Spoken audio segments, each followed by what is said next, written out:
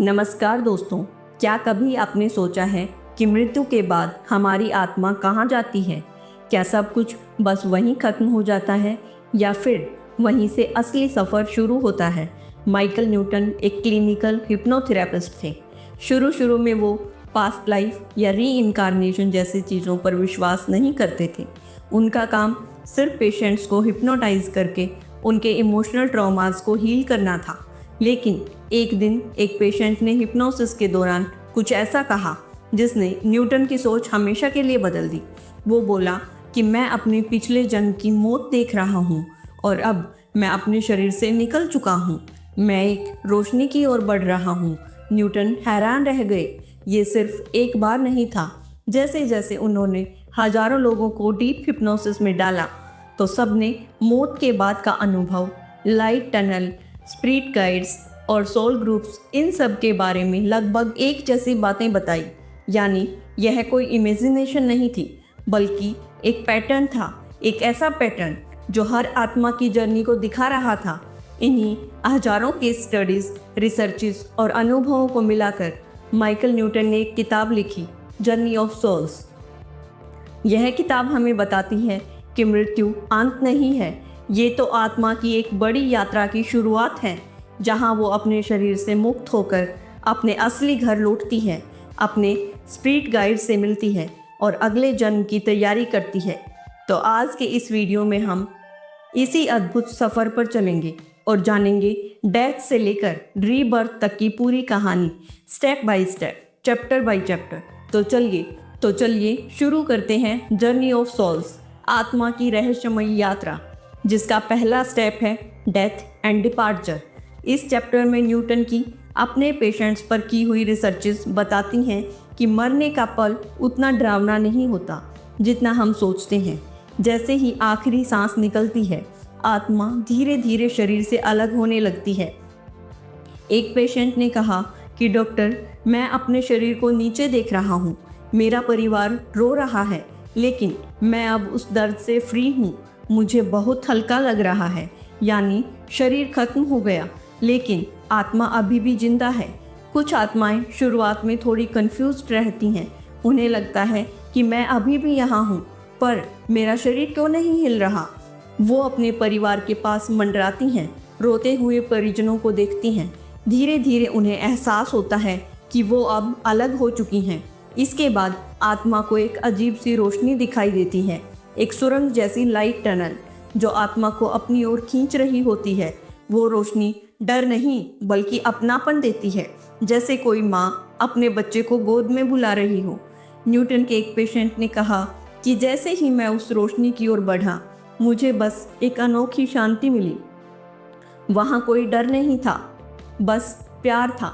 Newton ने अपनी researches में पाया कि यहाँ आत्माएं दो तरह से बिहेव करती हैं। फर्स्ट, पीसफुल सोल्स जो आसानी से लाइट की ओर बढ़ जाती हैं, और दूसरी अर्थ बाउंड सोल्स जो अचानक हुई मौत जैसे एक्सीडेंट, मर्डर या सुसाइड की वजह से कंफ्यूज्ड होती हैं और थोड़ी देर तक भटकती रहती हैं। लेकिन एट लास्ट हर आत्मा को उस रोशनी की ओर खींच ही लिया जाता है। तो मौत के बाद का पहला अनुभव आज़ादी, हल्कापन और शांति ही होता है।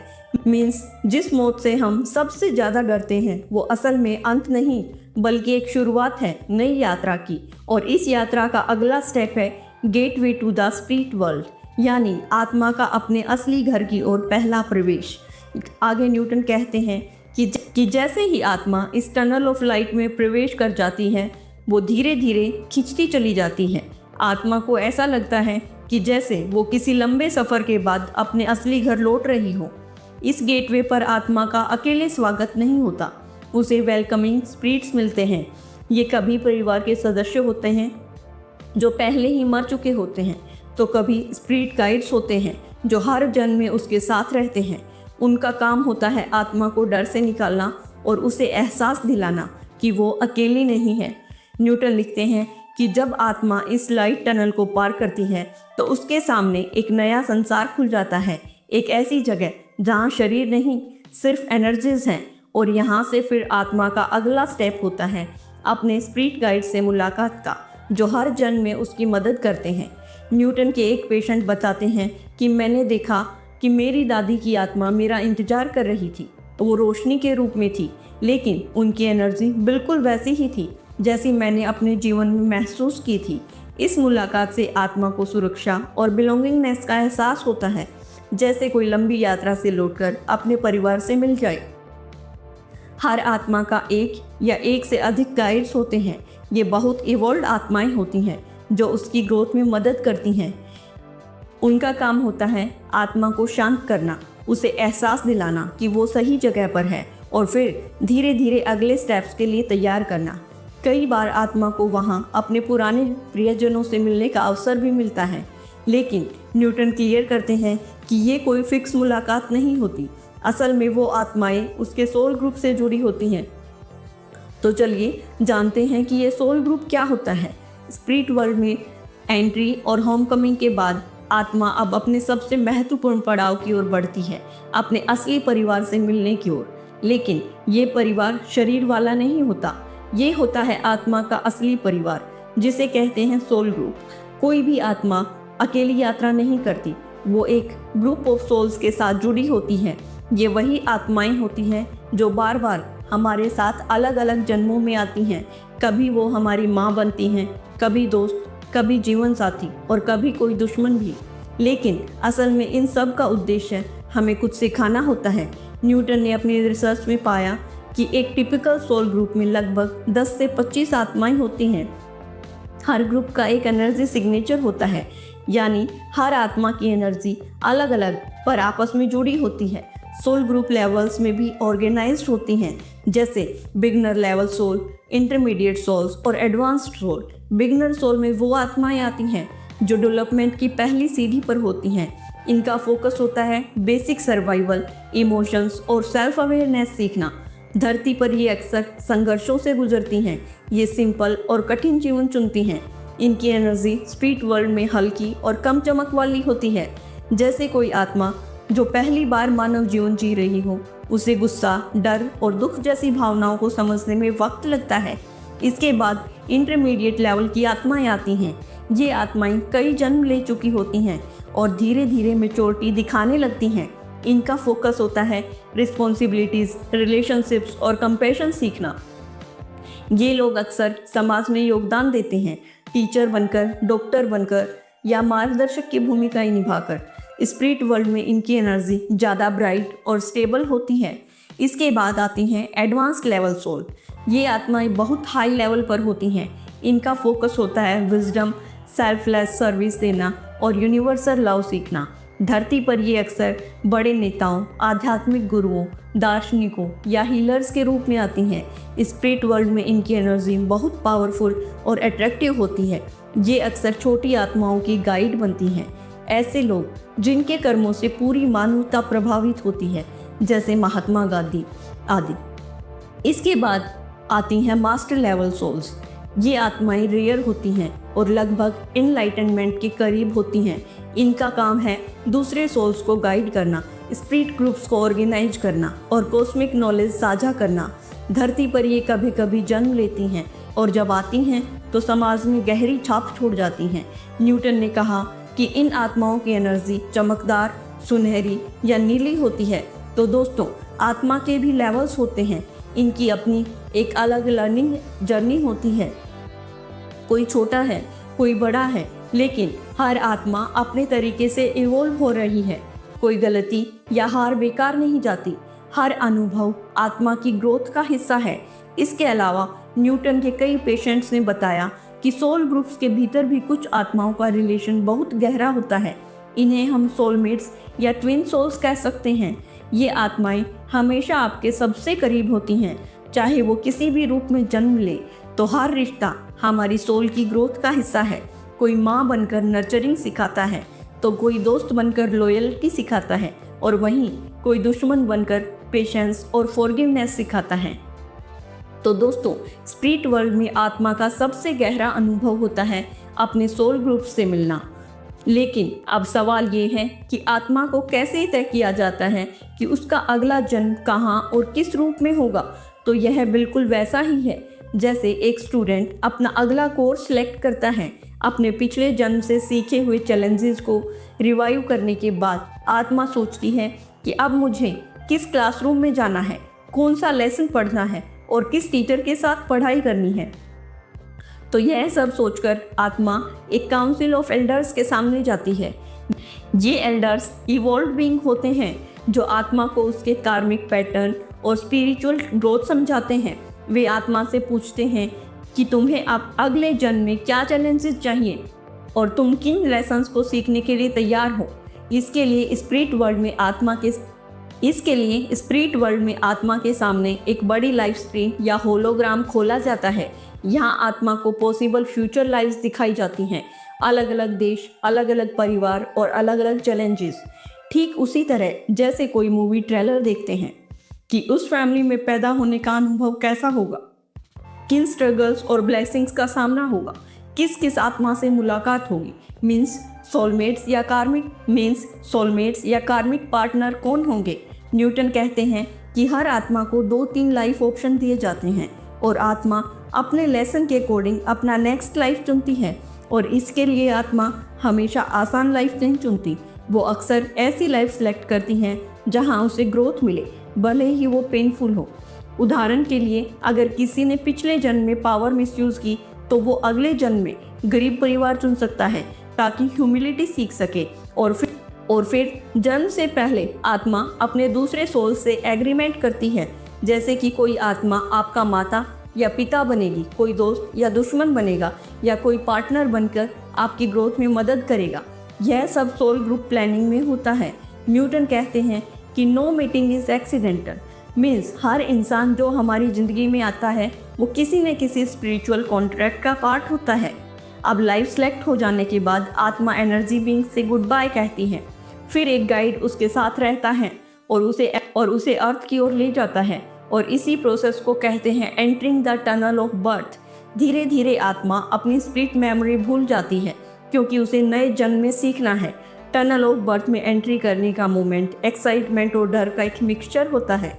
एक्साइटमेंट इसलिए कि आत्मा नया एडवेंचर स्टार्ट करने जा रही है, और डर इसलिए कि उसे सब भूलकर फिर से अननोन दुनिया में उतरना है। आत्मा धीरे धीरे माँ के गर्भ से जुड़ जाती है। ये कनेक्शन हमेशा कंसेप्शन के समय से नहीं होता। कुछ आत्माएं प्रेगनेंसी के स्टार्टिंग मंथ्स में ही जुड़ जाती हैं, तो कुछ लेटर स्टेज में। आत्मा नए शरीर से जुड़ते ही खुद को कन्फाइंड फील करती है, जैसे एक फ्री एनर्जी को अचानक एक छोटे कंटेनर में डाल दिया गया हो। ये आत्मा के लिए अनकंफर्टेबल होता है, लेकिन साथ ही नेसेसरी भी।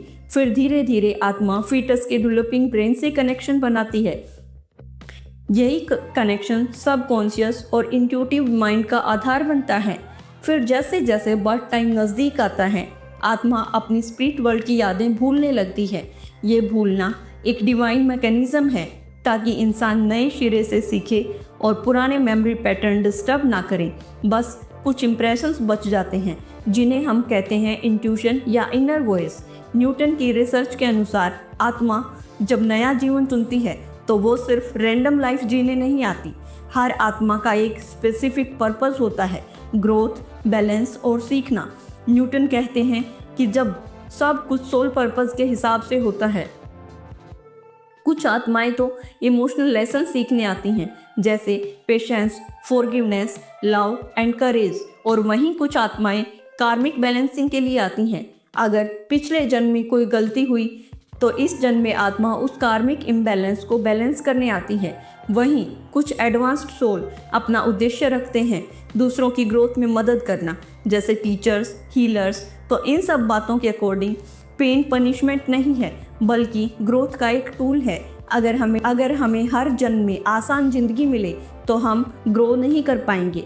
किसी को हेल्थ चैलेंजेस मिलते हैं ताकि वो रेजिलेंस सीखे, किसी को पॉवर्टी मिलती है ताकि वो ह्यूमिलिटी और ग्रेटिट्यूड सीखे, और वहीं किसी को फेम मिलती है ताकि वो रिस्पॉन्सिबिलिटी और ईगो को कंट्रोल करना सीखे। न्यूटन ने हिप्नोसिस में पाया कि कई लोग कहते हैं कि मुझे हमेशा लगता है कि मैं किसी और काम के लिए बना हूँ, तो ये फीलिंग सोल पर्पस की ओर इशारा करती है। अगर इंसान अपने सोल पर्पस को इग्नोर करता है तो उसे अक्सर डिससेटिस्फैक्शन, एम्पटीनेस, एंग्जाइटी महसूस होती है। जब इंसान अपने पर्पस के साथ अलाइन होता है तो उसे इनर पीस और फुलफिलमेंट की फीलिंग्स आती हैं। कल्पना कीजिए कि एक बच्चा गरीब परिवार में जन्म लेता है। कई लोग सोचेंगे कि कितनी बुरी किस्मत है, लेकिन स्पिरिट वर्ल्ड की नज़र से देखें तो यही उसका लेसन है। शायद उसने पेशेंस, रेजिलेंसी और ग्रेटिट्यूड सीखना हो। दूसरी तरफ एक बच्चा अमीर परिवार में जन्म लेता है ताकि उसे पावर और वेल्थ को रिस्पॉन्सिबली यूज़ करना आए। मीन्स हर लाइफ सिचुएशन पर्पस ड्राइवन होती है, कोई भी जन्म बेकार नहीं होता। न्यूटन की रिसर्च के अकॉर्डिंग आत्मा सिर्फ परिवार और बर्थ प्लेस ही नहीं चुनती, बल्कि अपने बॉडी टाइप्स और पर्सनैलिटी ट्रेट्स को भी सिलेक्ट करती है। ये प्रोसेस बहुत साइंटिफिक और सिंबॉलिक है। जैसे अगर आत्मा को स्ट्रेंथ और लीडरशिप सीखना है तो वो टॉल एंड स्ट्रॉन्ग बॉडी चुन सकती है। वहीं अगर आत्मा को ह्यूमिलिटी और पेशेंस सीखना है तो वो वीकर या डिसेबल्ड बॉडी चुन सकती है। अगर आत्मा को ब्यूटी एंड अट्रैक्शन से जुड़े लेसन्स चाहिए तो वो अट्रैक्टिव फिजिकल फीचर्स चुन सकती है। स्पिरिट वर्ल्ड में आत्मा को एक तरह का प्रीव्यू स्क्रीन मिलता है, उस पर फ्यूचर बॉडी और उसकी कंडीशंस दिखाई जाती हैं। आत्मा महसूस कर सकती है कि उस शरीर में उसे कैसा लगेगा। कई आत्माएं बार बार एक ही जेंडर सेलेक्ट करती हैं, लेकिन ग्रोथ के लिए सोल दोनों एक्सपीरियंस लेती है, मेल और फीमेल। कई बार आत्मा कठिन या चैलेंजिंग बॉडी चुनती है, जैसे ब्लाइंडनेस, डिसेबिलिटी। बट ये पनिशमेंट नहीं होता, यह एक कॉन्शियस चॉइस होती है ताकि आत्मा उस चैलेंज से एक्स्ट्रा ऑर्डिनरी लेसन सीखे। कभी कभी बॉडी की टेंडेंसीज और सोल एनर्जी में कॉन्फ्लिक्ट होता है। जैसे सोल बहुत जेंटल है लेकिन बॉडी स्ट्रॉन्ग और एग्रेसिव ट्रेट्स लिए हुए है, या सोल बहुत वाइज है लेकिन बॉडी यंग और रेस्टलेस माइंड लिए हुए है। तो यह कॉन्फ्लिक्ट भी ग्रोथ का हिस्सा है कि आत्मा को बॉडी लिमिटेशंस के अंदर रहते हुए भी इवॉल्व करना होता है। इस ग्रोथ प्रोसेस में हमारे सोलमेट का एक मेन रोल होता है। सोलमेट सिर्फ रोमांटिक पार्टनर्स नहीं होते। कोई भी आत्मा जो आपकी स्पिरिचुअल जर्नी में महत्वपूर्ण भूमिका निभाती है वो आपका सोलमेट है। सोलमेट कई रोल्स में आते हैं, माता पिता, भाई बहन, दोस्त या जीवन साथी के रूप में, यहाँ तक कि कभी कभी आपके दुश्मन के रूप में भी। कभी कभी हमारे सबसे पेनफुल रिलेशंस भी प्लान्ड होते हैं, जैसे अब्यूजिव पेरेंट या टॉक्सिक पार्टनर। ये सोल्स आपकी ग्रोथ के लिए विलेन का रोल प्ले करती हैं। जब भी हम अपने सोलमेट से मिलते हैं तो कोई इंस्टेंट कनेक्शन या फैमिलियरिटी महसूस होती है। ऐसा लगता है कि उस व्यक्ति को आप पहले से जानते हैं। सबसे गहरी बात यह है कि कई आत्माएं बार बार साथ जन्म लेती हैं, अलग अलग रोल्स में। एक जन्म में पति पत्नी, अगले में दोस्त और किसी और जीवन में किसी भी रिश्ते के रूप में। माइकल न्यूटन कहते हैं कि सोलमेट सिर्फ सुख देने के लिए नहीं बल्कि मिरर दिखाने और बदलने के लिए भी आते हैं। तो दोस्तों, जर्नी ऑफ सोल्स हमें ये सिखाती है कि हमारी ज़िंदगी सिर्फ एक संयोग नहीं है। हमारे रिश्ते, हमारी चुनौतियाँ, हमारी खुशियाँ सब एक गहरे कॉस्मिक डिज़ाइन का हिस्सा हैं। हर इंसान जिससे हम मिलते हैं वो यूं ही नहीं आया। शायद वो हमारी आत्मा का पुराना साथी है जो इस जन्म में हमें कोई खास लेसन सिखाने आया है। हम सोचते हैं कि हम अकेले हैं, लेकिन सच्चाई यह है कि हर पल हमारे आसपास ऐसी आत्माएं हैं जो हमें रास्ता दिखा रही हैं, कभी एक गुरु की तरह, कभी एक साथी की तरह और कभी एक दुश्मन की तरह। तो इस अनंत यात्रा का सबसे बड़ा संदेश यही है कि मौत अंत नहीं है, बल्कि यहाँ से एक नई यात्रा शुरू होती है। तो अगर ये यात्रा आपके दिल को छू गई हो तो इस डिवाइन ज्ञान को शेयर करें और उसकी जर्नी को भी नया अर्थ दें। धन्यवाद।